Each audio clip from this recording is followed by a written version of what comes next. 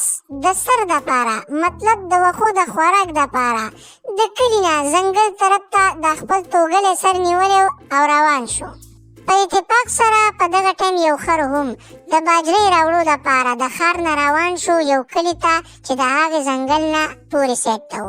د دې خر نیک هلته د باجرې ټیکه اخیستل وه په هغه کلي کې د راوړو، نو په دې وجه خر هغې سایډ ته روان و. نو په لاره کې د دې دواړو وزګارخېلو ملاقات وشو. نو اس ورته وویل: یلکه دوه پوټې خره، څنګه یې؟ برابر یې؟ چېرته روان یې ځوانه؟ پلشتکي بوټان دې اچولی دي او سونډی دې هم په سایډ اړولی، ښه په سور کې راته ښکاري ځوانه. نو خر وله جواب ورکړو: پرېږده مړه، دا توغلی سر دې نیول دی، د څه نه خبر نه یي. دا پلشتکي بوټان دي، دا زما نیک راغوښتلي د جاپان نه، خصوصي زما دپاره. ستا په شان خو نه یم چې نیک ته له واښه هم نشي راوړی او ځنګل ته دې رالیږي څېرې غوندې. یلکه ته خو غوسه شوې مړه. نو خر ورته وویل: نو غوسه کېږم به نه، دا ستا خبرې دي.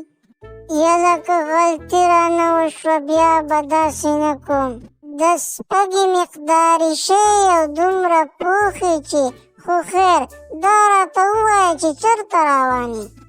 بس توغلې زما نیک چې ته باجرې اخیستل وه جو، د اسمان ته یې وکتل، د تور اسمان ته جو موسم ورته سټیک غوندې ښکاره شو. نو ما ته ویې راشه چې دا باجرې در باندې راوړم، زه هغې له روان یم.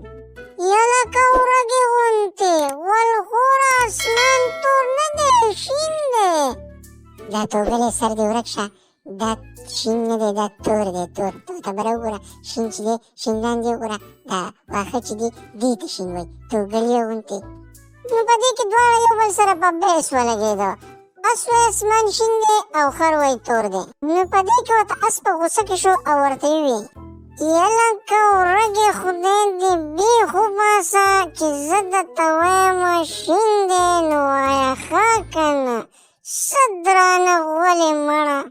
نو په اخره کې ورته توغلې اس وویل چې راځه په خپاړې زمري پسې به لاړ شو، هغه به زموږ فیصله وکړي. دا دواړه ساوري داسې روان وو، ته به وایې چې غټې پیدې له روان دي. نو کله چې دا دواړه د خپاړې ازمري خوا له رالو، نو د راتلو سره د دغې توغلې اس نظر چې د خپاړې ازمري په باډیګارډ پرېوتو، نو سمدستي یې وویل چې دا کوم ګټ څوک دی.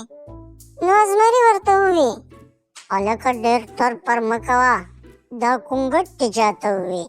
دا زما باډیګارډ تورا دی، لږ په تمیز خبرې کوه او مسله وایه. دا بې ماډله څېرې و ما ته څه له مخامخ کړي، خبره کوه. نو توغلې اس ورته وویل: خپاړې باچا، مونږ په تا باندې خپله یو فیصله کوو. زما په خوا کې چې دا درانه ولي دا ورږه نه ده، دی وایي اسمان تور دی او زه ورته وایم شین دی. نو اوس ته فیصله وکړه چې اسمان تور دی او که شین دی. نو خر وویل: خپاړې باچا داسې بکسې جنګوي، اوس تور اسمان ته دی شین وایي، هلکه زه ورته وایم دا لاندې واښه شنه دي او بر اسمان تور دی. نو دی وایي نه، بر اسمان شین دی. یو خو په څه پوهېږي نه او دویم په غلطه دی، او زه باجره راوړلو له روان وم، ځکه نیک مې هلته په تمه دی. نو هغه ټایم یې رالم ضایع کړو. باچا سلامت، زه خو وایم پانسي یې کړې. وا دې ورېدو باچا سلامت، د دې ورږې دا باس، زه خو وایم خپل په دې کوم ګټ په شان باډیګارډ باندې دې ونې ته ځوړند که او د بوسو څخه یې ترې جوړ کړئ. خپاړې باچا د دوی خبرې ته خپل لا منګوټی سر هسې خوځوه او په زړه کې دا سوچ کوه: یاره قسم دی څه درانه غول راغلي دي، دا اوس څه فیصله ده، دا څه خبره ده، هسې وچ په وچه زموږ ټایم یې ضایع کړو. دا زړه مې غواړي چې دا دواړه دغه مخامخ ونې ته ځوړند کړمه، خو څه وکړم؟ بیا به وایي چې باچا سلامت د خبرې نه مینه سړی ځوړندی او انصاف نه کوي.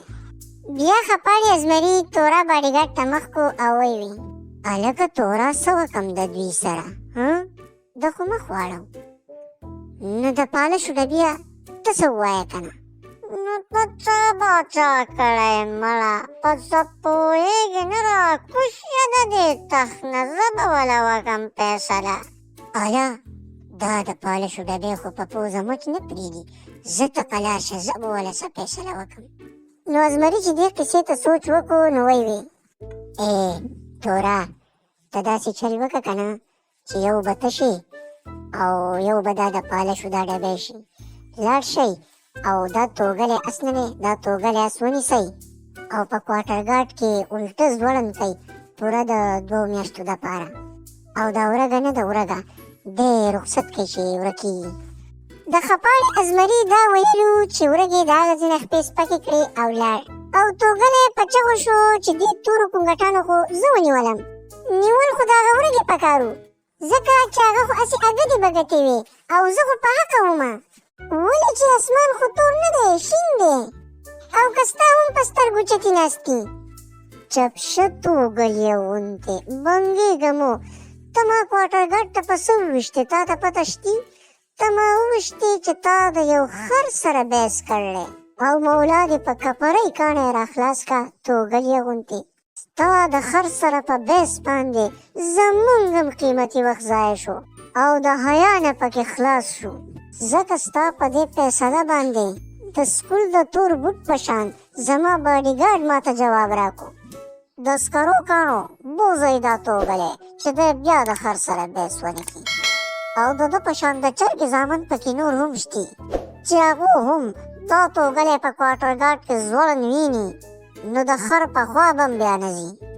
کله چې دا توغلی کوارټر ګارډ ته به و نو دی په چغو شو یاره خپاړې غلطي رانه وشوه بیا به نه کوم ماته چا وې چې د خر سره بحث کوه. ترنجو کاڼو سمدستي بوځئ.